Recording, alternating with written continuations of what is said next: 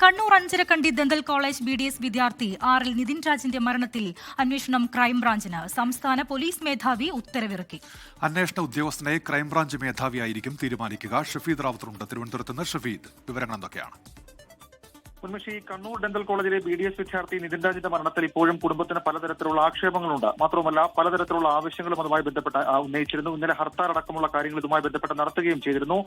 ഈ Kannur city police കമ്മീഷണറുടെ ശുപാർശ പ്രകാരമാണ് ഇപ്പോൾ ഈ കേസിന്റെ അന്വേഷണം ക്രൈംബ്രാഞ്ചിന് കൈമാറിയിട്ട് സംസ്ഥാന പോലീസ് മേധാവി ഉത്തരവിറക്കിയിട്ടുള്ളത്. കുടുംബത്തിന്റെ പരാതിയും അതേപോലെ ലോൺ ആപ്പ് കേസും ക്രൈംബ്രാഞ്ച് അന്വേഷിക്കും. ഏപ്രിൽ 10-നാണ് നിതിൻ രാജ് കോളേജ് കെട്ടിടത്തിൽ നിന്നും ചാടി ജീവനൊടുക്കിയത്. വകുപ്പ് മേധാവി റാം മാനസികമായി പീഡിപ്പിക്കുന്നുണ്ടെന്ന് ഇതിൽ നേരത്തെ പറഞ്ഞുവെന്ന് കുടുംബം ആരോപിച്ചിരുന്നു. ഡെന്റൽ കോളേജിലെ അധ്യാപകരായിട്ടുള്ള ഡോക്ടർ MK റാമും സംഗീത നമ്പ്യാരുമാണ് കേസിലെ പ്രതികളിൽ. സംഗീത നമ്പ്യാർക്ക് കഴിഞ്ഞ ദിവസം കോടതി മുൻകൂർ ജാമ്യം അനുവദിച്ചിരുന്നു. ആന്റിസിപ്പേറ്ററി ബെയിലുമായി ഡോക്ടർ റാം ഇപ്പോൾ ഹൈക്കോടതിയെ സമീപിച്ച ഒരു സാഹചര്യം കൂടിയുണ്ട്. ഏതായാലും പലതരത്തിലുള്ള വിവാദങ്ങൾ നിൽക്കുന്നു. അതേപോലെ തന്നെ ഈ ലോൺ ആപ്പ് നടത്തിപ്പുകാരെ സൈബർ പോലീസ് 2 പേരെ അറസ്റ്റ് ചെയ്തിരുന്നു. അതടക്കം ഈ മരണത്തിന് കാരണമായ സംഭവങ്ങളും അതേപോലെ ലോൺ ആപ്പ് ഇടപെടലുകളും ഇനി മുതൽ ക്രൈംബ്രാഞ്ച് ആയിരിക്കും അന്വേഷിക്കുക. അതിൽ സംസ്ഥാന പോലീസ് മേധാവി അന്വേഷണ സംഘത്തെ തീരുമാനിക്കാൻ ക്രൈംബ്രാഞ്ച് മേധാവിയോട് നിർദ്ദേശിക്കുകയും ചെയ്തിട്ടുണ്ട്. ഉന്മേഷ്.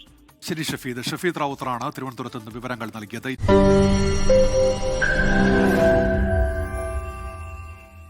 ലോകത്തെവിടെയായാലും ഏത് സമയത്തും 24 വാർത്തകളും ഓഗ്മെന്റഡ് റിയാലിറ്റി പാക്കേജുകളും എക്സ്പ്ലെയിനറുകളും വിശദമായി കാണാൻ ഞങ്ങളുടെ YouTube ചാനൽ നിങ്ങൾക്ക് സബ്സ്ക്രൈബ് ചെയ്യാം.